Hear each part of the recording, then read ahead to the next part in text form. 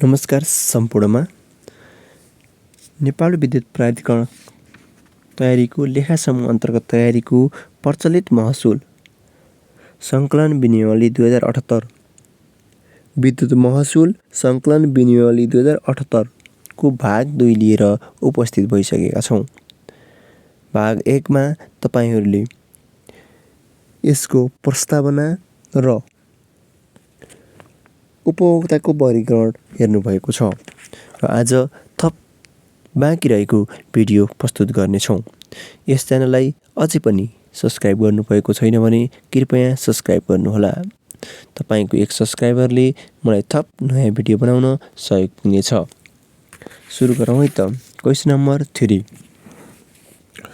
उपभोक्ता वर्गीकरण अन्तर्गत औद्योगिक वर्गभित्र कस्ता उपभोक्ताहरू पर्दछन्?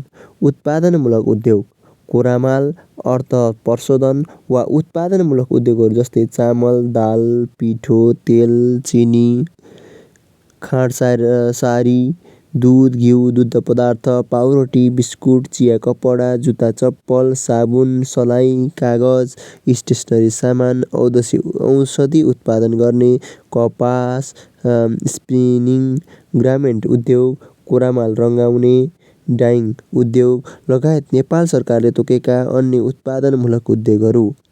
ख. खनिज उत्खनन उद्योग। ग.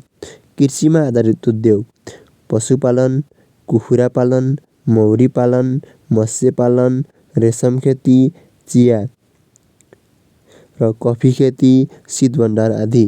घ. सञ्चार व्यवसाय बाहेकका छापाखाना। ङ. यन्त्रशाला, वर्कसप आदि। च. निर्माण सामग्री उत्पादन गर्ने उद्योग जस्तै सिमेन्ट, आइरन तथा स्टिल आदि। छ.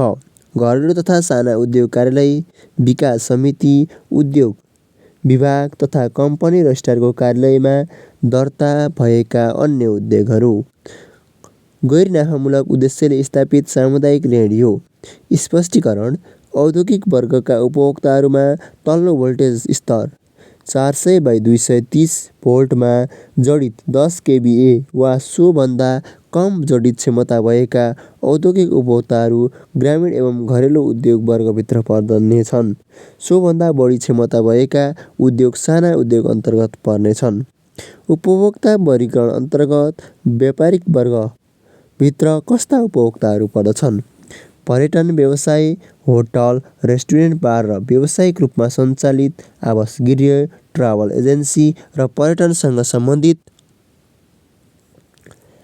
अन्य सेवाहरू। निर्माण व्यवसाय। ग. परामर्श सेवा। घ. बैङ्क तथा वित्तीय संस्था, दूरसञ्चार व्यवसायसँग सम्बन्धित सेवा प्रदान गर्ने कार्यालय। ङ. Photography, colour lab. च.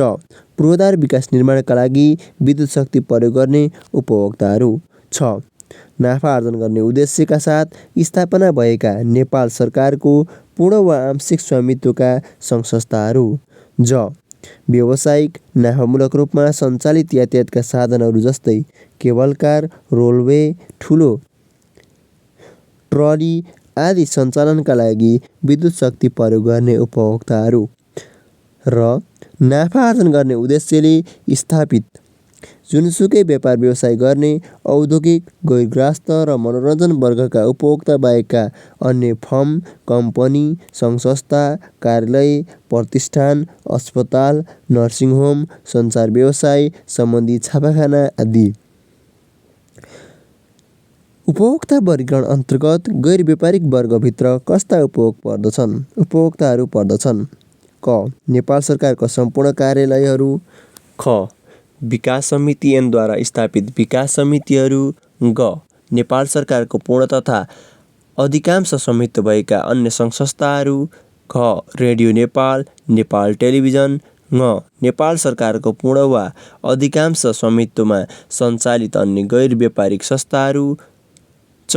सामुदायिक उद्देश्यले सञ्चालित विद्यालय, विश्वविद्यालय, अस्पताल लगायतका गैर नाफामूलक संस्थाहरू।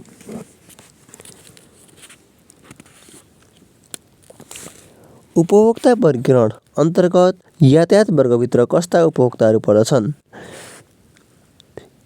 यातायात वर्गभित्र देखाएका उपभोक्ताहरू पर्नेछन्। सार्वजनिक यातायात चार्जिङ स्टेसन समेत विद्युत सवारी साधन चार्ज गर्न स्थापना भएका चार्जिङ स्टेसन र सार्वजनिक सवारी साधनको रूपमा प्रयोग हुने सफा टेम्पोको ब्याट्री चार्ज गर्न विद्युत शक्ति प्रयोग गर्ने उपभोक्ताहरू। अन्य सार्वजनिक यातायात साधनहरू जस्तै केबल कार, रोलवे, मेट्रो आदि सञ्चालनका लागि विद्युत शक्ति प्रयोग गर्ने उपभोक्ताहरू। विद्युत महसुल सङ्कलन विनियमावली 2078 बमोजिम विद्युत महसुल बिलिङ तथा सङ्कलन सम्बन्धी नीतिहरूका बारेमा उल्लेख गर्नुहोस्। विद्युत बिक्रीका बिलिङ कार्यलाई क्रमशः स्वचालित प्रविधिमा आधारित बनाइनेछ। मिटर रिडिङ कार्य स्वचालित प्रविधिमा आधारित नहुन्जेल तोकिए बमोजिम आफ्ना मिटरको मिटर रिडिङ उपभोक्ता आफैले गर्ने व्यवस्था समेत मिलाइनेछ। विद्युत महसुलको सङ्कलन प्राधिकरणका विभिन्न वितरण केन्द्र सङ्कलन केन्द्रबाट गरिनेछ। प्रतिस्पर्धात्मक पद्धतिबाट वाणिज्य बैङ्कहरू मार्फत सङ्कलित विद्युत महसुलको रकम तत्कालै केन्द्रीय कोषमा प्राप्त हुने व्यवस्था मिलाई सो रकमको अधिकतम प्रतिफल प्राप्त हुने गरी व्यवस्थापन गरिनेछ। महसुल सङ्कलन कार्यलाई सर्वसुलभ, छिटो छरितो, सुरक्षित र भरपर्दो बनाउन समितिबाट स्वीकृत भएको कार्यविधि अनुसार विद्युतीय माध्यमबाट महसुल भुक्तानी गर्न स्वीकृति प्राप्त संस्थाहरूबाट महसुल सङ्कलन गर्ने व्यवस्था मिलाइनेछ। यस विनियमावलीमा उल्लेख भएका सामुदायिक सिँचाइ, सामुदायिक खानेपानी, सामुदायिक थोक ग्राहक, सडक बत्ती समूहका उपभोक्ताहरूको विद्युत महसुल बुझाउने दायित्व सम्बन्धित संस्था र सो संस्थाका कार्यकारिणी पदाधिकारीहरूको हुनेछ। त्यस्ता संस्थाहरूले बक्यौता रकम तोकिएको समयमा भुक्तानी नगरेमा सम्बन्धित संस्थाका कार्यकारिणी पदाधिकारीहरूको आवासको विद्युत लाइन समेत विच्छेद गरी सरकारी बाँकी सरह असुल पहल गरिनेछ। यस विनियमावलीको बमोजिम विद्युत नियमन आयोगले दिएको छुट सुविधा बापतको रकम ऐनको आवधिक रूपमा नेपाल सरकारबाट शोध भर्ना लिन ऊर्जा, जलस्रोत तथा सिँचाइ मन्त्रालय मार्फत अनुरोध गरिनेछ। विद्युत महसुल बिलिङ तथा सङ्कलन गर्दा व्यापारिक सिद्धान्तको अनुसरण गरी नगद व्यवस्थापन समेतलाई ध्यान दिइनेछ। विद्युत महसुल सङ्कलन विनियमावली 2078 बमोजिम विद्युत महसुल, अन्य दस्तुर तथा सेवा शुल्क र बिलिङ सम्बन्धी व्यवस्थाका बारेमा उल्लेख गर्नुहोस्।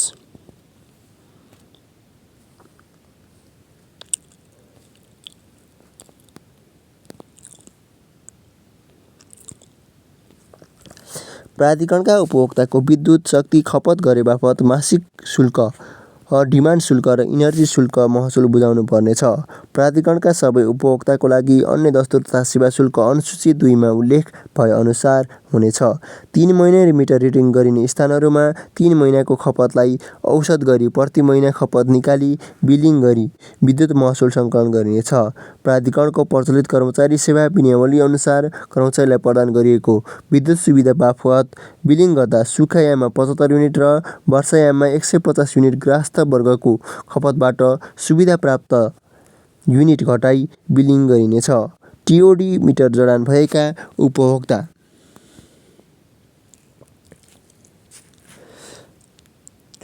को हकमा हरेक वर्षको चैत महिनामा वार्षिक मिटर रिडिङ तथा लोड प्रोफाइल सहितको डाटा डाउनलोड प्रतिवेदन सम्बन्धित कार्यालयले तालुकको कार्यालयमा पठाउनु पर्दछ। माथिल्लो भोल्टेज 66 केबी र सोभन्दा माथि र मझौला भोल्टेज 33 केबी र 11 केबी का उपभोक्ताहरूका अनिवार्य रूपमा टिओडी मिटर जडान गरी बिलिङ गरिनेछ। जुन उपभोक्ताको डिमान्ड मिटर किलोभोल्ट एम्पियरमा नभई किलोवाटमा छ त्यस्ता उपभोक्ताको किलोवाटलाई 0.8 पावर फ्याक्टरले भाग गरी किलोभोल्ट एम्पियरमा परिणत गरी बिलिङ गरिनेछ। क्यापासिटर जडान नभएको उपभोक्ताको डिमान्ड चार्ज हिसाब गर्दा किलोवाटलाई 0.8 को सट्टा 0.7 ले भाग गरी किलोभोल्ट एम्पियरमा परिणत गरी बिलिङ गरिनेछ। प्राधिकरणले उपभोक्तालाई बिलिङ गर्दा कुनै कारणवश बिलिङ छुट हुन गएमा सोको जानकारी भए पश्चात जुनसुकै समयमा पनि विद्युत उपभोग गरी छुटेको खपत तथा महसुल बापत छुट्टै बिलिङ गरिनेछ। एक प्रयोजनका लागि मिटर लिई अन्य प्रयोजनमा प्रयोग गरेको पाइएमा सो अवधिको खपतमा उपभोक्ताको वर्गीकरणको आधारमा निजले प्रयोग गरेको अधिकतम महसुल दर लाग्ने वर्गीकरणमा राखी बिलिङ गरिनेछ।